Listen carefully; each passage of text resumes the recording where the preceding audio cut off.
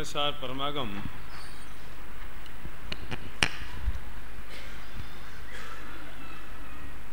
विराजमान हैं और मैं कोई एक विशेष गाथा को लेकर आज बात करने वाला नहीं हूँ, लेकिन पूरे समय सार की जो मूल आत्मा है,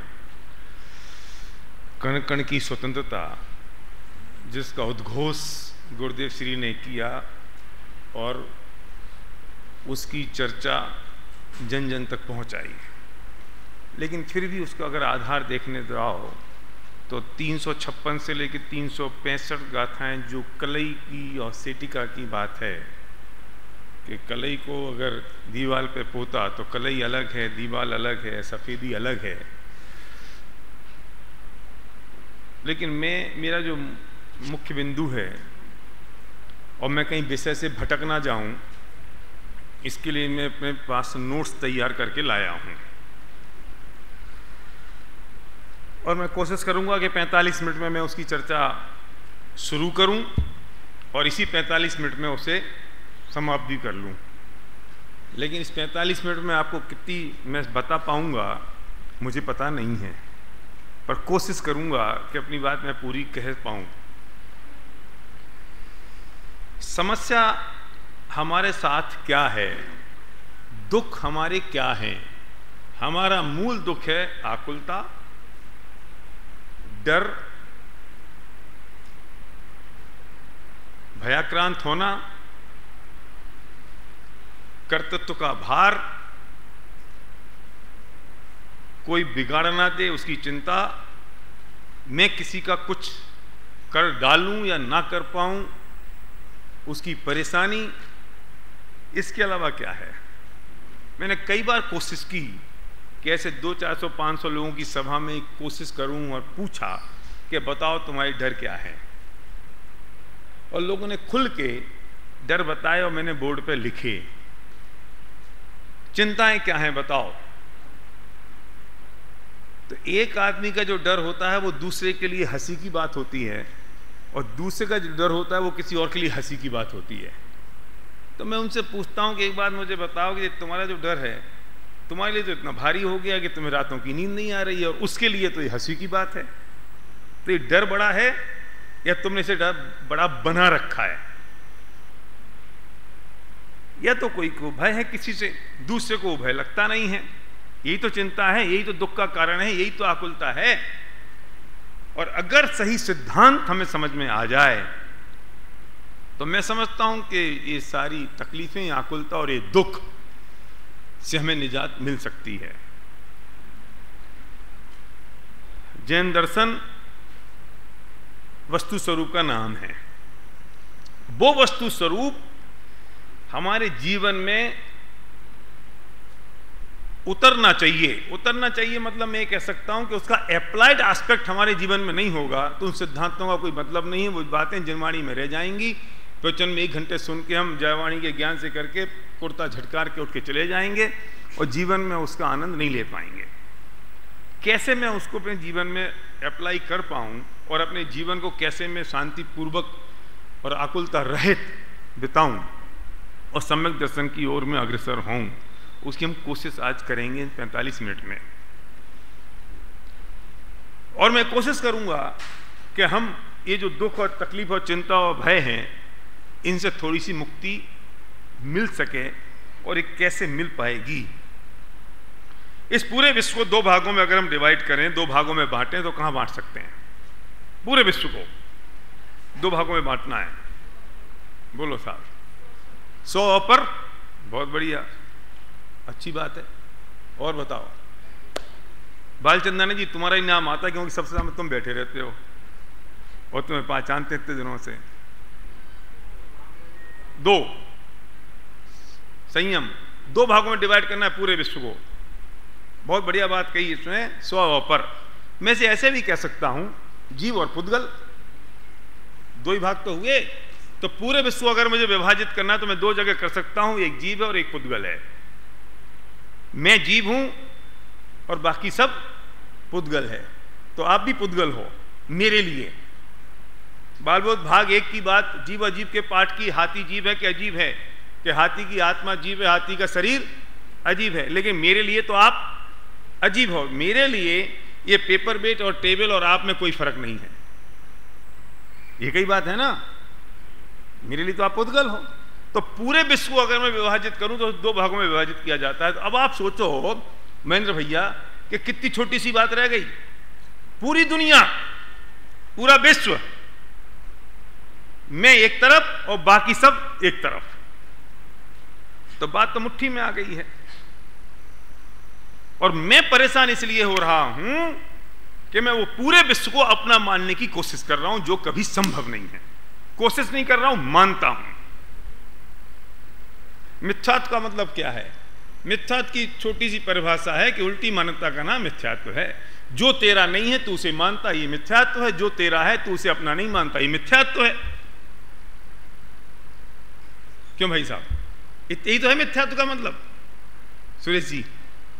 तो पूरा जो विश्व है तूने उसे अपना मान रखा है, जबकि वो तो पुद्गल है और तू जीव है। तो दोनों में तो जातिगत भिन्नता है। भिन्नता कितनी बड़ी है? तेरी जाति और उसकी जाति तो भिन्न है।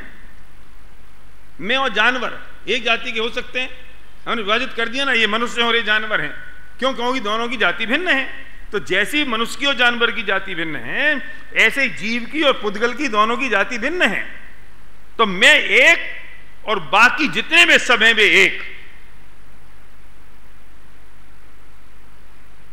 मेरे लिए मैं एक और बाकी सब भिन्न। तुम्हारे लिए तुम एक और बाकी सब भिन्न। हर एक के लिए इंडिविजुअल हो गया ना वो एक एक। तो मैं पूरी दुनिया को, पूरे विश्व को 2 भागों में अगर मैं विभाजित कर सकता हूं, तो ये जातिगत भिन्नता जब है, ये जब विजातीय है, तो इनमें संबंध कैसे हो सकता है? संचित, मैं जीव और बाकी सब पुद्गल, तो इसमें संबंध कैसे बैठेगा? और मेरे दुख का कारण ये है, मेरी आकुलता का कारण ये है कि मैं इसमें संबंध बिठाने की कोशिश करता हूं। और अनादिकाल से लेकर आज तक ये मेरी कोशिशें नाकाम रही हैं। इसे मैं कह सकता हूं कि मैं अप्रत्याशित कोशिश कर रहा हूं, जो करते करते भी फेल होता हूं, फिर वही कोशिश करता हूं कि जीव और पुद्गल दोनों का संबंध बिठाने की कोशिश करता हूं। मैं पूरी दुनिया के साथ संबंध बिठाने की कोशिश कर रहा हूं, जो कभी संभव ही नहीं है। और फिर मैं हारता नहीं हूं, फिर वही कोशिश करता हूं। इसे कहते हैं कि मेरी बहन ही नहीं है, मेरा भांजा कैसे हो सकता है?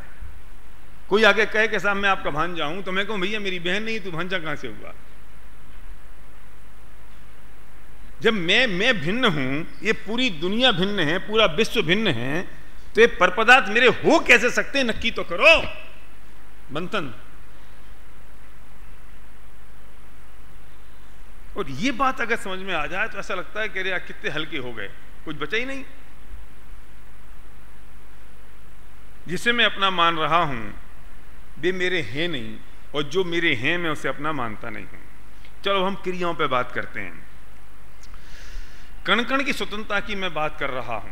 मैंने बात कही है कि प्रत्येक कण स्वतंत्र है, और अगर ये बात आज जहन में बैठ जाए तो हम कितने निर्भर हो जाएंगे, सोचो।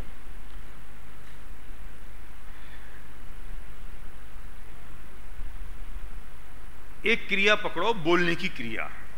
हम बोलते हैं ना, मैं बोल रहा हूं, आप बोल रहे हो। इस बोलने की क्रिया में क्या क्या चीजें हुई, इसको एनालिसिस करो। इस बोलने की क्रिया की चीज में 4 चीजें हुई। एक चीज हुई मेरी बोलने की इच्छा, ठीक है ना? ये समझ लो, यहाँ बोर्ड लिखा है और मैं बोर्ड पे लिख रहा हूं इच्छा, ठीक है? इच्छा हुई है। दूसरा क्या हुआ? ये बोलने की क्रिया हुई, मतलब मेरी भाषा वगैरह निकली। 2 बातें हो गई। तीसरा क्या हुआ? ये मेरे ओंठ हिले ना।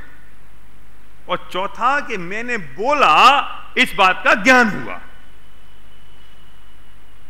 इसके अलावा कुछ और हुआ साहब? 4 ही चीजें हुई ना। इच्छा हुई, कुछ क्रिया हुई और ज्ञान हुआ। मैं इसको समेट दूं तो मैं 3 चीजों में शामिल कर सकता हूं। जो भी क्रिया दुनिया में होती है, उस क्रिया में 3 चीजें होती हैं। एक इच्छा होती है, एक उसकी ज्ञान होता है, या ऐसे समझ लो कि इच्छा हुई, क्रिया हुई, और उस क्रिया का फिर ज्ञान हुआ या इच्छा का ज्ञान हुआ, या दोनों चीजों का ज्ञान हुआ। मैं चला, इसमें कितनी चीजें हुई शामिल? 3 चीजें हुई सब। चलने की क्रिया हुई, मैं चला, मैं चलूं, इसकी मुझे इच्छा हुई, और मैं चला, और मेरा जो क्रिया हुई और जो मेरी इच्छा हुई उसका मुझे ज्ञान हुआ। तो कोई भी क्रिया होगी, कोई भी वस्तु घटेगी, कुछ भी होगा, कुछ भी परिवर्तन परिणमन होगा, तो उसमें तीनों चीजें होंगी। एक तो उसकी क्रिया होगी जो क्रिया घट रही है, दूसरा उसकी इच्छा होगी, और तीसरा उसका ज्ञान होगा। हम इन तीनों चीजों को अब कोशिश करके देखते हैं कि ये तीनों भी आपस में स्वतंत्र हैं या एक दूसरे से गुथी हुई हैं। गूंगा है, गूंगे की इच्छा होती है, पर गूंगे की बोलने की क्रिया हो सकती है? हो सकती है। अब तुम बोल नहीं सकते तो सिर तो हिला लो थोड़ी कि हाँ ना, कुछ नहीं हो सकती। गूंगा होता है, बोलने की इच्छा हो रही है, पर क्रिया हो रही है? नहीं हो रही है। तो क्रिया उसके हाथ में है? क्रिया उसके हाथ ही में नहीं है। इच्छा होने के बाद भी उसकी क्रिया उसके हाथ में नहीं है बोलने की, लेकिन उसको ये ज्ञान हो रहा है कि मेरी बोलने की इच्छा हो रही है और मेरे बोलने की क्रिया नहीं हो रही है। ये ज्ञान भी उसको हो रहा है, लेकिन इच्छा होते हुए भी क्रिया नहीं कर पा रहा है। तो इच्छा और क्रिया भिन्न भिन्न हो गई कि नहीं? इच्छा और क्रिया दोनों भिन्न हो गई। मेरी जो इच्छा हो रही है मैं वो कर पाता हूं क्या? मेरी इच्छा मुझे करना है, तो भी मैं अपने इच्छा के अनुरूप क्रिया नहीं कर पाता हूं। इसका मतलब कि मेरी इच्छा और मेरी क्रिया दोनों भिन्न भिन्न हैं। इसकी इतनी अनंत स्वतंत्रता है। अब चलो, पिताजी डंडा लेके बैठे हैं, है ना, और मैं बोल भी सकता हूं, मेरी बोलने की इच्छा भी है, लेकिन मैं बोल नहीं पा रहा हूं। क्यों? पिताजी ने कहा खबरदार अगर मुंह से एक शब्द निकाला तो। है? तो मेरी इच्छा भी हो रही है बोलने की, मैं बोल भी सकता हूं, लेकिन मैं बोल नहीं पा रहा हूं, तो क्रिया नहीं कर पा रहा हूं ना मैं। तो बोलो, मेरे हाथ में सब कुछ है? नहीं है मेरे हाथ में। मैं कई बार ऐसा होता है कि मेरे ओंठ हिलते हैं लेकिन भाषा वगना नहीं निकलती, तो वो मेरे हाथ में है। मैं सिद्ध करने की कोशिश कर रहा हूं, मेरी इच्छा मुझे ही करना है, तो भी मेरी इच्छा और मेरी क्रिया इतनी भिन्न भिन्न है कि मैं इच्छा के अनुरूप क्रिया नहीं कर पाता हूं।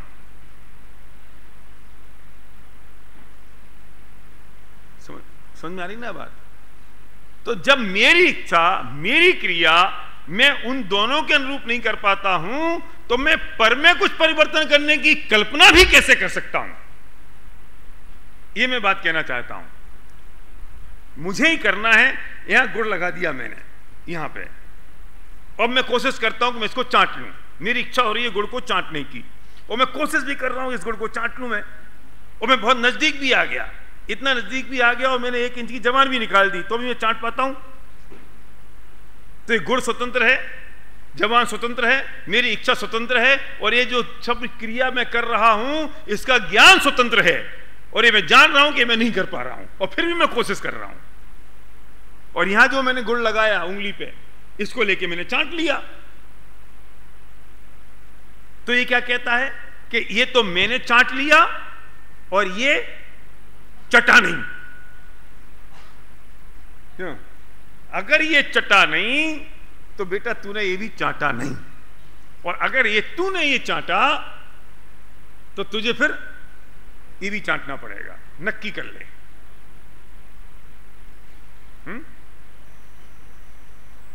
तो ये तो मैंने चटा नहीं और ये चाट लिया, तो ये कहता है कि ये मैंने किया और ये हुआ नहीं। तर्क तो एक ही काम करेगा ना दोनों जगह पर, दो अलग अलग तर्क कैसे काम कर सकते हैं? अगर ये तूने नहीं किया तो ये भी तूने नहीं किया, और ये अगर तूने किया तो ये भी तू कर। जितना स्वतंत्र क्रिया ये है कौनी का गुण, उतनी स्वतंत्र क्रिया ये है। इसमें भी वो क्रिया इच्छा और उसका ज्ञान शामिल है, और इसमें भी वो क्रिया इच्छा और ज्ञान शामिल है। यह सिद्धांत बदल देता है अपने। ये कैसे हो सकता है? चाहे बोलने की क्रिया हो, चाहे चलने की क्रिया हो, और चाहे कुछ खाने की क्रिया हो। क्या आपने मुझे गाली दी और मुझे गुस्सा आ गया? अभी आपने नहीं दी, अभी तो मैं अपनी बात कह रहा हूं कि मुझे ही गुस्सा आया, तो मेरी गुस्से की क्रिया, मेरे गुस्से करने की इच्छा, और मुझे गुस्सा आया उसका ज्ञान, ये तीनों चीजें अलग अलग हैं कि नहीं? आपने गलती करी, मुझे गुस्सा आया, तो उसमें तीन चीजें शामिल हुई ना, क्रिया, इच्छा और उसका ज्ञान। अब मैं पूछ रहा हूं कि बड़े आदमी ने गलती कर दी, तो मुझे गुस्सा तो आया पर मैं व्यक्त नहीं कर पा रहा हूं, तो मेरी जो गुस्सा करने की इच्छा है और गुस्सा करने की क्रिया है वो नहीं हो पा रही है ना। इच्छा तो है पर क्रिया नहीं हो पा रही है, तो ये सिद्ध होता है कि नहीं कि क्रिया भिन्न है और इच्छा भिन्न है। अगर दोनों अभिन्न होते तो किसी बड़े आदमी ने गलती करी तो उसके गलती करने में मुझे गुस्सा आता, और ये बच्चा गलती करता है तो मैं गुस्सा करता हूं, बड़ा आदमी गलती करता है, मैं भैया आपने कही तो मैं गुस्सा नहीं आता हूं, क्योंकि मैं इन पर गुस्सा करूंगा तो नाराज हो जाएंगे, अगले साल शिविर में नहीं आएंगे। और बच्चे ने गलती की, मैं कहता हूं तुम समझते नहीं हो। तो बात तो एक ही है ना। तो मेरी इन पे गुस्सा करने की क्रिया, गुस्सा करने की इच्छा और उसका ज्ञान, और बच्चे पे गुस्सा करने की इच्छा, क्रिया और उसका ज्ञान, इस पे मैं करता हूं, इस पे कर नहीं पाता हूं। इसका मतलब क्या हुआ कि मैंने जो गुस्सा किया या नहीं किया, या गुस्से की जो इच्छा हुई या नहीं हुई, तो क्रिया और इच्छा दोनों भिन्न भिन्न हैं। इतनी स्वतंत्रता है कि इच्छा क्रिया से शामिल नहीं होती और क्रिया इच्छा में शामिल नहीं होती। अगर ऐसा हो जाता तो मेरी जब इच्छा हुई तो गुस्सा करने की मुझे बड़े आदमी पे भी करना चाहिए था, जो मैंने छोटे बच्चे पे किया। तो कितनी स्वतंत्रता है, अनंत स्वतंत्रता है। चाहते हुए भी कर नहीं पाता हूं, और जब करता हूं तो चाहता भी नहीं हूं। कई बार मुझे इच्छा हो रही है मुझे गुस्सा नहीं करूं, फिर भी निकल जाता है, फिर लगता है यार मैंने काहे को गुस्सा किया।